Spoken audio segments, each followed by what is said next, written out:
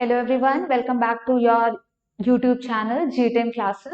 तो जी10 क्लासेस के अंडर हम लोग क्या कवर कर रहे थे? Moving charges and magnetism.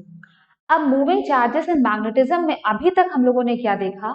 हम लोगों ने देखा कि अगर कहीं पे चार्ज मूव कर रहा है, दैट मीन्स वो करंट कंस्टिट्यूट कर रहा है, तो उसके चारों तरफ क्या होगा? मैग्नेटिक फील्ड होगी।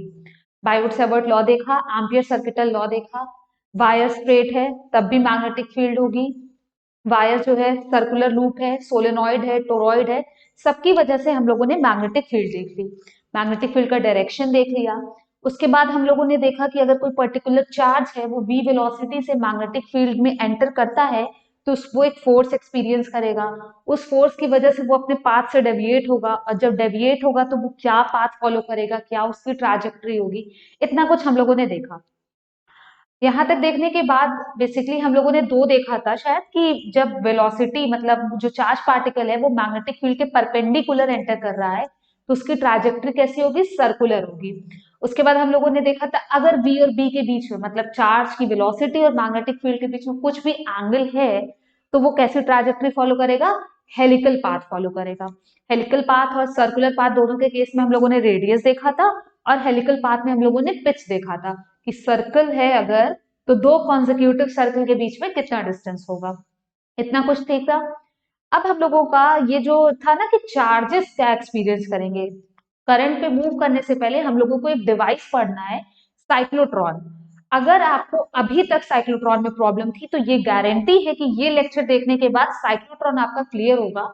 और साइक्लोट्रॉन के बेस्ड न्यूमेरिकल आए, प्रूफ आए, थियोरेटिकल क्वेश्चन आए, कुछ भी आए, कोई भी क्वेश्चन आपका मिस नहीं होगा। फाइन, शुरू करते हैं हम लोग। साइक्लोट्रॉन सबसे पहले तो मतलब एक होता है ना इंट्रोड्यूस कराना है, तो किसने बनाया? It was designed by Lawrence and Livingstone in around 1970। ठीक है, 1970 के दौरान इन्होंने ये साइक्लोट्रॉन नाम का एक डिवाइस डिजाइन किया।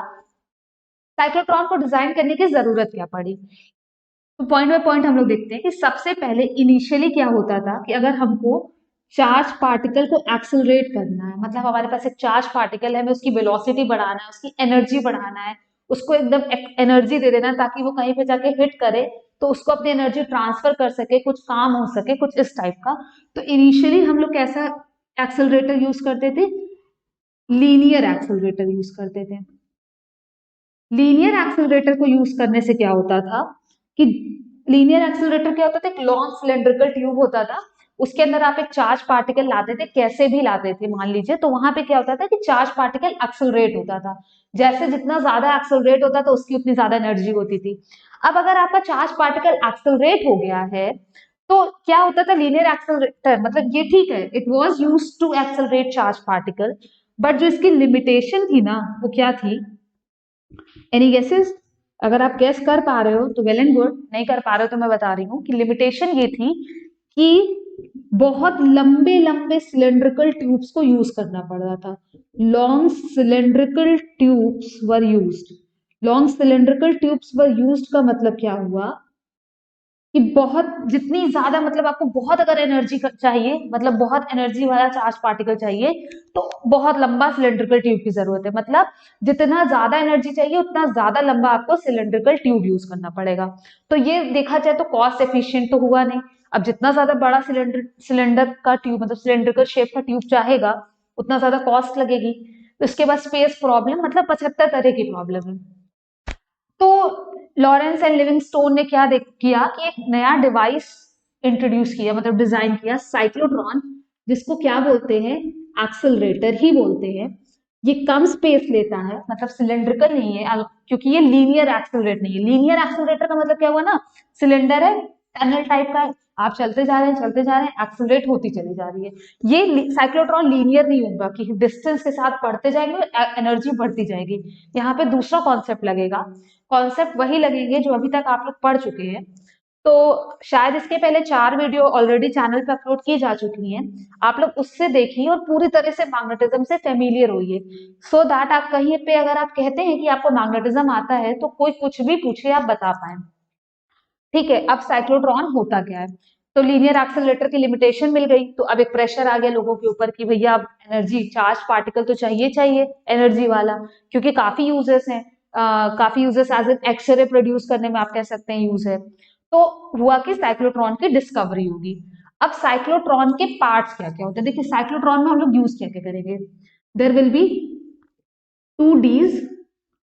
डीज क्या होते हैं, डीज का मतलब होता है D shaped hollow cylinder, hollow metal cylinder. ठीक है, डी शेप के हॉलो मेटल सिलेंडर्स होंगे दो। फिर क्या होगा, मैग्नेट होगा, अलोंग विद दैट एक ऑसिलेटर होगा, और एक कुछ मतलब मेटल का बॉक्स होता है। इतनी चीजों की रिक्वायरमेंट होती है, मोटा मोटा मैं बता रही हूँ, फिर अभी तो हम लोग देख ही रहे। तो अगर आपसे कोई पूछे कि व्हाट आर साइक्लोट्रॉन्स या व्हाट इज साइक्लोट्रॉन, तो आप क्या बोलेंगे, cyclotron is a device designed by Lawrence and Livingstone to accelerate charged particles. Charge particles कैसे कैसे चार्ज पार्टिकल एक्सेलरेट कर सकता है, मतलब चार्ज पार्टिकल्स के साथ साथ ना एक वर्ड यूज करता है कि it is use to accelerate heavy charge particles. For example कि वो प्रोटॉन को भी एक्सेलरेट कर सकता है, वो अल्फा पार्टिकल को भी एक्सेलरेट कर सकता है, एंड सो ऑन। मतलब वो किसी भी तरह का आपका हैवी चार्ज पार्टिकल होना चाहिए। हैवी चार्ज पार्टिकल को एक्सेलरेट करने के लिए जो डिवाइस यूज होती है, that device is known as cyclotron. इतना आप लोग नोट डाउन करिए। फिर हम लोग साइक्लोट्रॉन का स्ट्रक्चर देखते हैं, वो क्या वर्क कैसे करता है, क्योंकि थ्योरी में कैसे आएगा, explain the principle of cyclotron, इतना आ गया। तो आपको पूरी थ्योरी अलोंग विद डायग्राम सब बनाना होगा, फिर जो भी फॉर्मूला यूज होते हैं सब कुछ यूज करना पड़ेगा। तो इतना आप लोग नोट डाउन करिए वीडियो को पॉज करके। अब हम लोग देखेंगे कि साइक्लोट्रॉन कैसे काम करता है। तो साइक्लोट्रॉन में सबसे पहले क्या लिखा है हम लोगों ने, क्या होते हैं, there are two Ds. D shaped hollow cylinder होता है, कुछ ऐसा मान लीजिए कि ऐसे करके D shaped hollow metal cylinder, semi मतलब आधा आधा है, कुछ ऐसे करके मेटल के सिलेंडर्स हो गए। ठीक है, फाइन।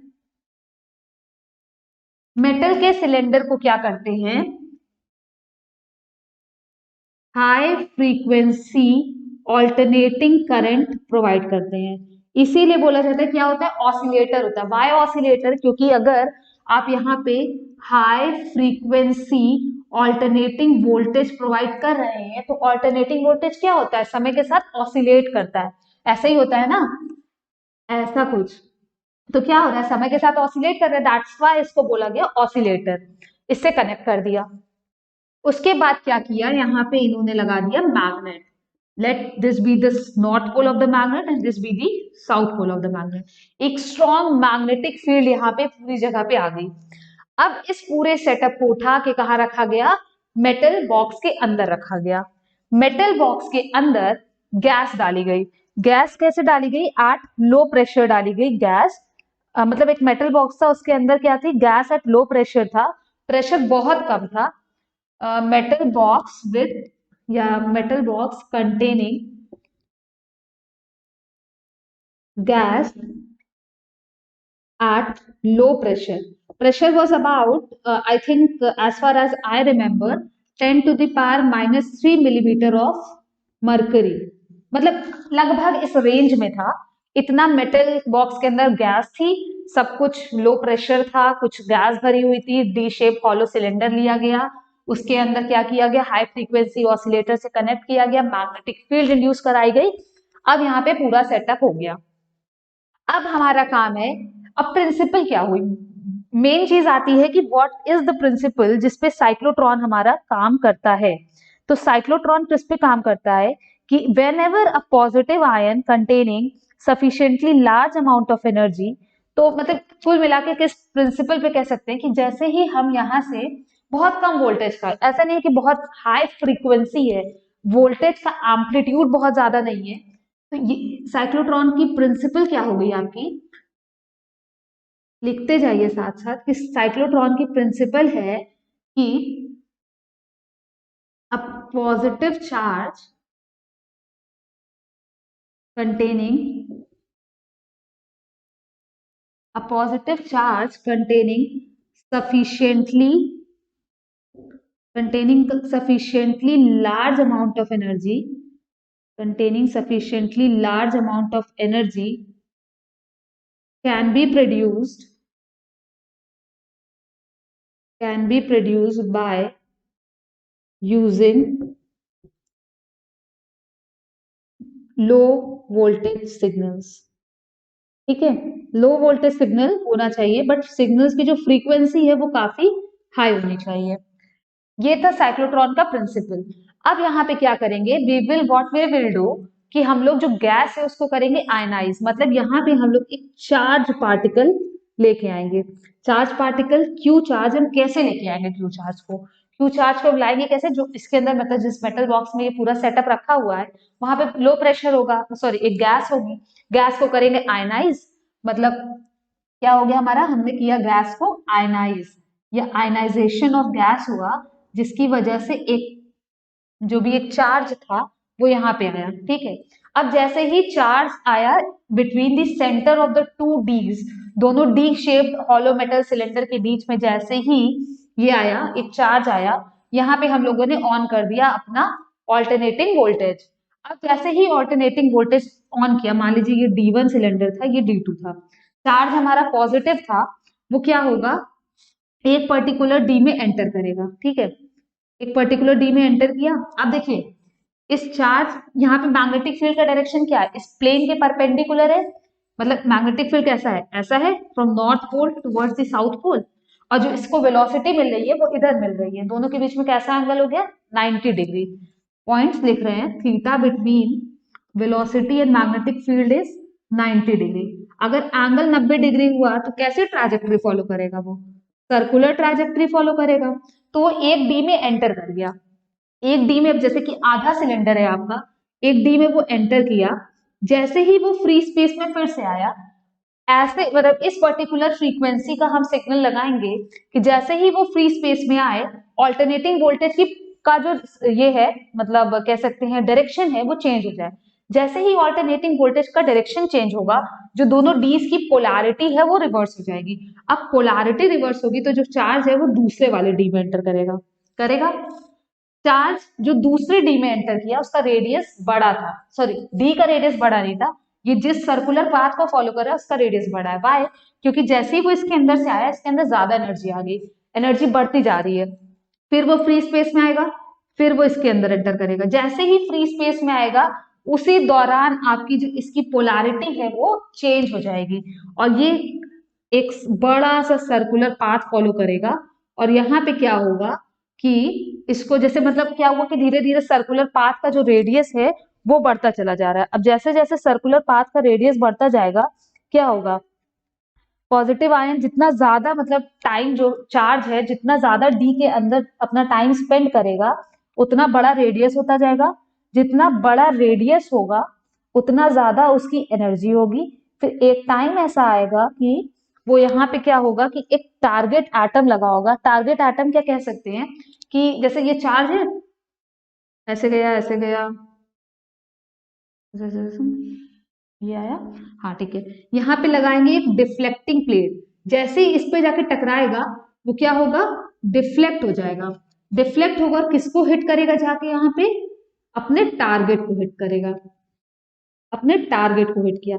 तो जब हमारा पॉजिटिव चार्ज या कोई भी चार्ज हमारा या चार्ज पार्टिकल या आयन कुछ भी कह लीजिए, जब उसके अंदर बहुत ज्यादा sufficiently large amount of energy हो गई, मतलब वो बड़े से रेडियस में मूव करने लगा, radius approximately equal to the radius of the D, ये कह सकते हैं। लेकिन हमारे ऊपर है कि अगर हमको बहुत मतलब कम एनर्जी का पार्टिकल चाहिए तो हम डिफ्लेक्टिंग प्लेट यहाँ लगा देंगे, अगर हमको ज्यादा एनर्जी का चाहिए तो हम एकदम एंड पे लगाएंगे कि भैया जब चार्ज एकदम बड़ा सा रेडियस कवर करके आए तब वो डिफ्लेक्टिंग प्लेट पे टकराए, और टकराने के बाद डायरेक्ट डिफ्लेक्ट होकर टारगेट को हिट करे।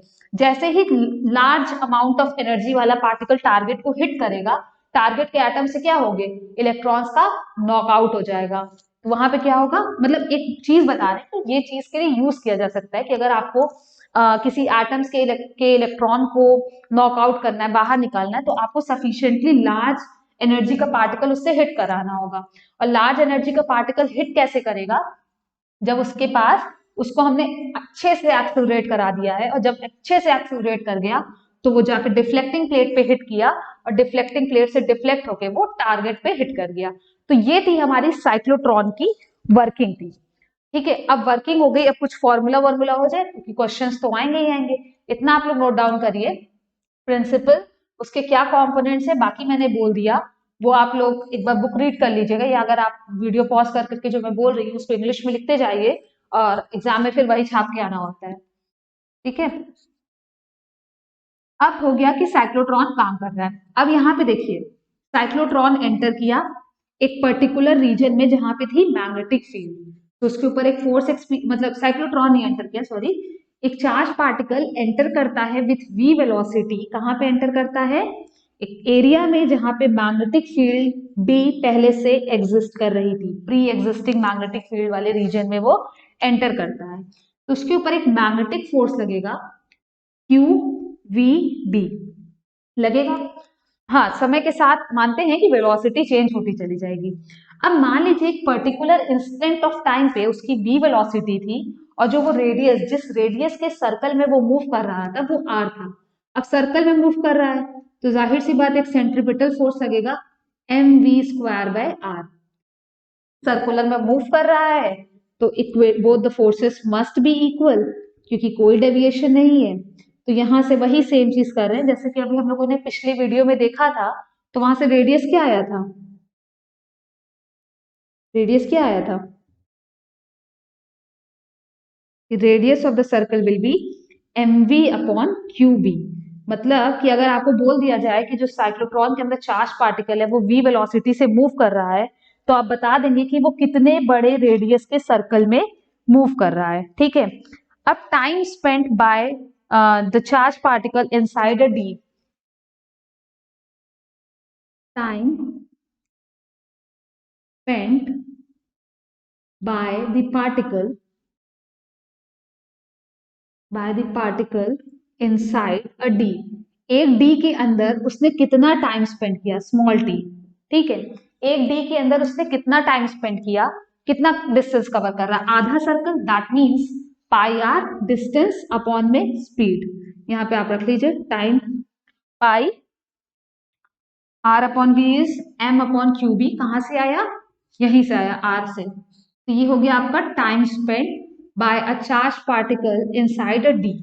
ठीक है, अब देखिए, ये तो हो गया कि एक डी के अंदर इन्होंने बोला कि जब चार्ज पार्टिकल इतना डिस्टेंस कवर करेगा, बाहर आएगा, तो बाहर आते क्या होगा, उसकी पोलैरिटी रिवर्स हो जाएगी।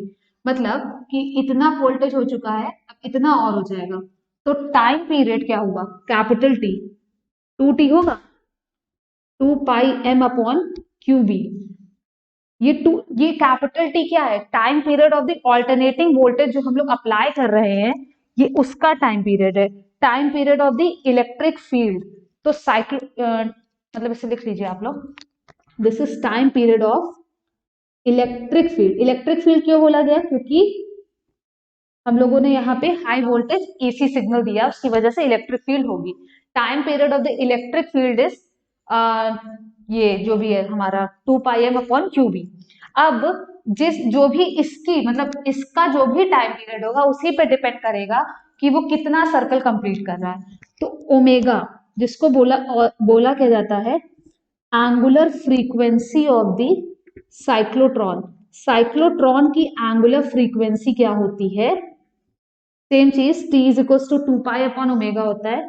Omega is nothing but 2π/t which is equals to qb/m। सारे फॉर्मूले इंटर रिलेटेड है, पहले भी हम लोग देख चुके हैं लास्ट वीडियो में। ये हो गया आपका साइक्लोट्रॉन की एंगुलर फ्रीक्वेंसी। अगर आपसे बोला जाए, डायग्राम बना लिया होगा होपफुली, साइक्लोट्रॉन की लीनियर फ्रीक्वेंसी निकालना है। देखिए, ये सारे फॉर्मूले बेस्ड न्यूमेरिकल्स भी आते हैं, और अगर आपको साइक्लोट्रॉन के बारे में लिखने को आए तो अलॉन्ग विथ थ्योरी आपको ये काम भी करना पड़ता है। एक ये capital T, small T, omega और लीनियर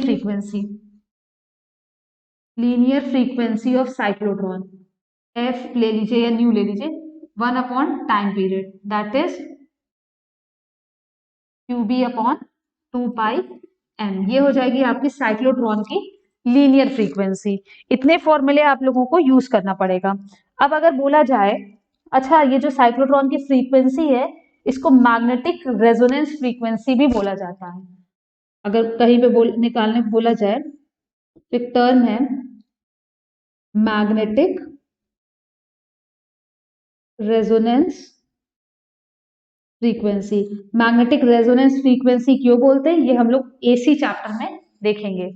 इतना होने के बाद अब देखिए, ये तो एक इंस्टेंट वाली बात हो गई ना, ये सारी चीजें हटा दिया जाए तो ये एक इंस्टेंट पे आप बता सकते हैं कि हाँ, चार्ज चलना शुरू किया, 2 सेकंड बाद क्या रेडियस होगा, 2 सेकंड बाद क्या वेलोसिटी होगी, लेकिन उसकी मैक्सिमम वेलोसिटी क्या होगी। बात ये आती है ना कि आर मैक्सिमम क्या होगा या वी मैक्सिमम क्या होगा, ये अगर निकालना है हमको तो वो निकालते हैं अब हम लोग। इतना आप लोग नोट डाउन कर लीजिएगा, कोई भी फॉर्मूला मिस ना हो पाए, नहीं तो फिर एक होता है ना कि हर चीज को एक कड़ी कड़ी जो होती है वो जोड़ती है, एक कड़ी भी मिस ना हो पाए, आपका साइक्लोट्रॉन पूरा क्लियर हो। क्योंकि पता चला है कई बच्चों ने बोला है कि उनको साइक्लोट्रॉन टॉपिक में काफी प्रॉब्लम हो रही है, तो मैक्सिमम वाली बात करते हैं। अच्छा ये बताइए कि V जो है वो मैक्सिमम कब होगा, जब वो सबसे बड़े सर्कल में मूव करेगा।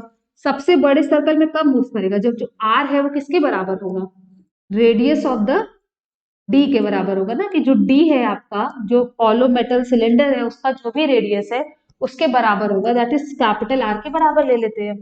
तो जो हम लोग यूज कर रहे हैं ना यहाँ पे formula, M V max square upon में capital R is Q V max into D. तो यहां से V मैक्सिमम क्या होगा, V मैक्सिमम होगा आपका R Q B upon M, where capital R is the radius of the D, जो आप लोग सिलेंडर यूज कर रहे हैं उसका रेडियस होगा। ठीक है, अब बोला जाए मैक्सिमम काइनेटिक एनर्जी जो गेन करेगा हमारा चार्ज पार्टिकल, इतना लिख लिया होगा, नहीं लिखा होगा तो वीडियो पॉज करके लिखते जाइए। अगर साइक्लोट्रॉन, क्योंकि अगर बोर्ड एग्जाम्स में आता है ठीक से तो 5 नंबर का आएगा, ये सारी चीजें आपको करनी पड़ेगी। फिर आता है आपका maximum energy gained by charge particle. Charge particle कितना एनर्जी गेन करेगा, gain by charge particle, E max, simple, half M V max का स्क्वायर। उठा के वी मैक्स की वैल्यू आप यहाँ पे रख लीजिएगा, वी मैक्स की वैल्यू, तो यहाँ से निकल जाएगा कि अगर आपका साइक्लोट्रॉन था, जैसे देखिए साइक्लोट्रॉन है, ठीक है, चार्ज पार्टिकल हम इंट्रोड्यूस करा रहे हैं। अच्छा एक चीज हो गई कि चार्ज पार्टिकल आयनाइज करा रहे हैं, तो कौन सा चार्ज पार्टिकल, गैस का आयनाइजेशन होगा तो कौन सा चार्ज पार्टिकल इंड्यूस होगा, आएगा वहां पे। तो जैसे मान लेते हैं कि अगर आपको प्रोटॉन चाहिए तो उसके लिए आपको मेटल बॉक्स में कौन सी गैस चाहेगी, हाइड्रोजन गैस। ठीक है, अगर मान लीजिए आपको अल्फा पार्टिकल चाहिए तो उसके लिए कौन सी गैस चाहेगी, हीलियम गैस चाहेगी। मतलब कुछ इस तरह से होता है कि जिस तरह का चार्ज पार्टिकल आपको चाहिए उससे रिलेटेड, मतलब उसके लिए गैस होती है, वही गैस आपको आयनाइज करानी पड़ेगी। तो यहां से आ गया आपका ई मैक्स, कि मैक्सिमम काइनेटिक एनर्जी वो कितनी गेन करेगा, वो किस पे डिपेंड करेगा, वो सिर्फ और सिर्फ डिपेंड करेगा कि जो चार्ज है वो क्या है, उसका मास क्या है, डी का रेडियस क्या है। जितना बड़ा डी होगा आपका उतनी ज्यादा उसके पास एनर्जी होगी, क्योंकि वो उतनी बार सर्कल में घूम घूम के एक बड़े से रेडियस में मूव कर रहा होगा। और कितना स्ट्रॉन्ग आपने मैग्नेटिक फील्ड की वैल्यू रखी थी, कितना स्ट्रॉन्ग मैग्नेट आपने यूज किया था, तो this will be the maximum energy gained by the charged particle. इतना हो गया। अब उसके बाद आई थिंक सो कि इसमें कुछ बचा नहीं है अब। अच्छा एक इसका कह सकते हैं कि, नहीं मुझे नहीं लगता कि इसके बाद कुछ बचा हुआ है। साइक्लोट्रॉन बस एक ये चीज है कि cyclotron is used to accelerate heavy charge particle, जैसे कि प्रोटॉन हो गया आपका, अल्फा पार्टिकल हो गया। एक डीमेरिट ये है कि it is not used for accelerating small particles just like electron. Cyclotron का लिमिटेशन, क्योंकि कोई भी चीज है तो उसका लिमिटेशन जरूर होगा। लिमिटेशन क्या है, it is not used for accelerating light particles, accelerating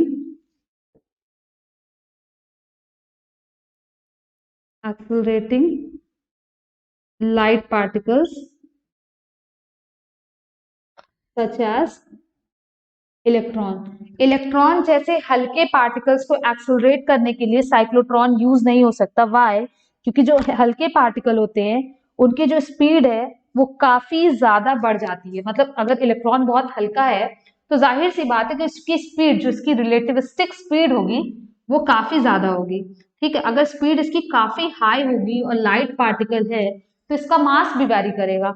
और हमारे चीजों में हम लोगों ने सिर्फ रेडियस और वेलोसिटी को वेरिएबल माना है। वाई? बिकॉज टाइम के साथ रेडियस बढ़ेगा तो वेलोसिटी बढ़ेगी। हम लोगों ने ये नहीं माना था कि मास भी चेंज होगा।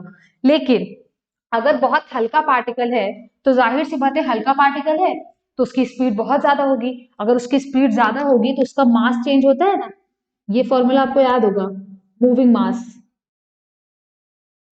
अगर उसकी स्पीड v जो है वो बहुत ज्यादा हाई हो जाती है तो उसका मास चेंज होगा। और अगर मास चेंज होगा तो साइक्लोट्रॉन से हम उस पार्टिकल को एक्सेलरेट नहीं कर सकते हैं। तो साइक्लोट्रॉन की बेसिकली लिमिटेशन यही है कि cyclotron is only used to accelerate heavy charged particles and it is not used to accelerate light particles because light particles की speed they get highly speed, मतलब they become highly speedy and as a result their mass is not at all constant and their mass keeps on changing। ठीक है, तो this was all about cyclotron की। Cyclotron की principal आपको पता चल गई, कैसे वर्क करता है, क्या क्या कंपोनेंट्स होते हैं, जो भी फॉर्मूला वगैरह यूज होता है, साइक्लोट्रॉन का यूज क्या है, अलॉन्ग विद दैट साइक्लोट्रॉन की लिमिटेशन क्या है। ये जितना भी पढ़ाया गया, अगर साइक्लोट्रॉन आता है 5 नंबर में तो पूरा लिख के आइएगा कि 5 नंबर में कोई आपको 4.5 ना दे पाए, 5 का 5 दे के आए। कंपटीशन में इसी से न्यूमेरिकल्स आने हैं, कुछ अलग से इसमें फॉर्मूला वगैरह है ही नहीं। तो साइक्लोट्रॉन यहाँ पे आपका खत्म होता है। अब हम लोग अगले वीडियो में करंट पे बात करेंगे। अभी तक क्या था कि मैग्नेटिक फील्ड में चार्ज एंटर कर रहा था तो चार्ज के ऊपर फोर्स लग रहा था। अब हम लोग करंट कैरिंग वायर के ऊपर फोर्स देखेंगे।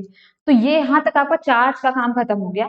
अब हम लोग करंट कैरिंग वायर देखेंगे, उसके बाद मुझे लगता है कि हम लोग नए चैप्टर पे स्विच कर पाएंगे। तो जब तक आपका अगला वीडियो हमारा अपलोड होता है, आप लोग साइक्लोट्रॉन कंप्लीट कीजिए। कुछ पुराना बचा हो तो वो भी करिए, क्वेश्चंस हो तो क्वेश्चंस पूछिएगा। बाकी होपफुली कि आपको अगर समझ में आ रहा हो, उम्मीद करते हैं कि अगर आप अंत तक हमारे साथ बने हैं तो आपको कुछ तो समझ में आ रहा होगा। अगर समझ में आया होगा तो please hit the like button.